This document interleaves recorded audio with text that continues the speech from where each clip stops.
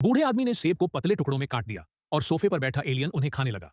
जब बूढ़ी औरत ने देखा कि उसके पास कपड़े नहीं हैं, तो उसने उसे कपड़े दे दिए।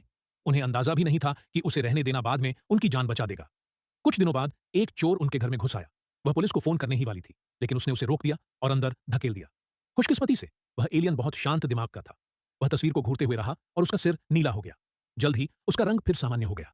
जब वे सैंडी के घर पहुंचे तो उन्होंने चोर को मरा हुआ पाया। उसका सिर फटा हुआ था। पुलिस के पास इसे समझाने का कोई तरीका नहीं था। सैंडी जानती थी कि यह एलियन की ही वजह से हुआ है। वह जल्दी से एलियन के पास गई, घुटनों के बल बैठी और उसे गले लगा लिया। मिल्टन ने वादा किया कि वह एलियन के बारे में किसी को नहीं बताएगा, नहीं तो उसे लैब में ले जाया जाएगा। जॉयस झांकने आई और संयोग से घर के अंदर एलियन को देख लिया। जॉयस, मैंने एलियन देखा है। जॉयस दयालु स्वभाव की थी और तुरंत मदद करने का फैसला किया। उनकी सावधानी और देखभाल से एलियन की तबीयत दिन ब दिन सुधरने लगी और वह बोलने की कोशिश भी करने लगा। उस दिन एलियन ने मिल्टन को एक प्यारी बिल्ली का चित्र दिया। मिल्टन ने सोचा कि यह एलियन की ओर से एक तोहफा है और खुशी खुशी उसका धन्यवाद किया। उसके बाद एलियन चित्र बनाने का शौकीन हो गया। वह हर दिन मिल्टन को एक तस्वीर देता। मिल्टन ने वे सभी चित्र दीवार पर टांग दिए। सैंडी ने देखा कि एक चित्र में एक रास्ता बना हुआ है। जब वे उसे फॉलो करते गए तो यह देखकर दंग रह गए कि एलियन ने एक बिल्ली मार दी है। लेकिन तुरंत ही सच सामने आ गया। असल में वह बिल्ली कार से कुचली गई थी और एलियन सिर्फ उसका शरीर उठा लाया था। जब वे अब भी उलझन में थे, एलियन ने एक नया चित्र बनाया। उसमें एक स्पेसशिप में 6 छोटे खरगोश दिखाई दे रहे थे। जिस चित्र की वह पहले मिल्टन को दे चुका था, उसे याद करके वे आखिरकार समझ गए कि एलियन क्या बताना चाहता है।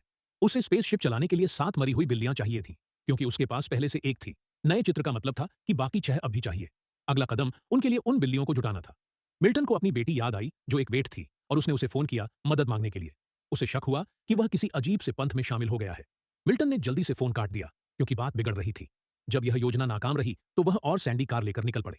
उम्मीद थी कि कहीं सड़क पर कोई मरी हुई बिल्ली मिल जाए। 3 घंटे ढूंढने के बाद भी उन्हें केवल 3 ही मिली। खुशकिस्मती से जॉयस काफी काम की साबित हुई। मुझे 3 मिल गईं। अब उन्हें सिर्फ आखिरी एक चाहिए थी, लेकिन शहर में और मरी हुई बिल्लियां नहीं थीं। मिल्टन ने जॉयस से कहा कि वह अपनी पालतू बिल्ली ले आए, क्योंकि वह कुछ समय से बीमार चल रही थी। वह तुरंत गुस्सा हो गई, क्योंकि वह अपनी बिल्ली से बहुत प्यार करती थी। लेकिन थोड़ा सोचने के बाद उसे लगा कि उसकी तकलीफ खत्म करना बेहतर होगा। तो वह बिल्ली को ले आई। जब उनके पास 7 बिल्लियां हो गईं, एलियन ने एक अजीब सी चांदी की चादर निकाली और उन्हें उसके ऊपर सजा दिया। उनकी शंकालू आंखों के सामने ही वे शरीर हलने लगे और बीच में इकट्ठा होकर एक चमकता हुआ रत्न बन गए।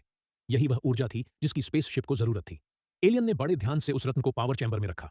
जहाज जगमगा उठा, घूमना शुरू कर दिया और प्रक्षेपण के लिए तैयार हो गया। वे तीनों बेहद उत्साहित थे और खुशी से झूम उठे। उन्हें जरा सा भी अंदाजा नहीं था कि सेना पहले ही जहाज के सिग्नल का पीछा कर रही है। एलियन तुरंत निकल जाना चाहता था, लेकिन मिल्टन उसे यूं अकेला छोड़ना नहीं चाहता था। इसलिए एलियन ने कुछ चौंकाने वाला किया।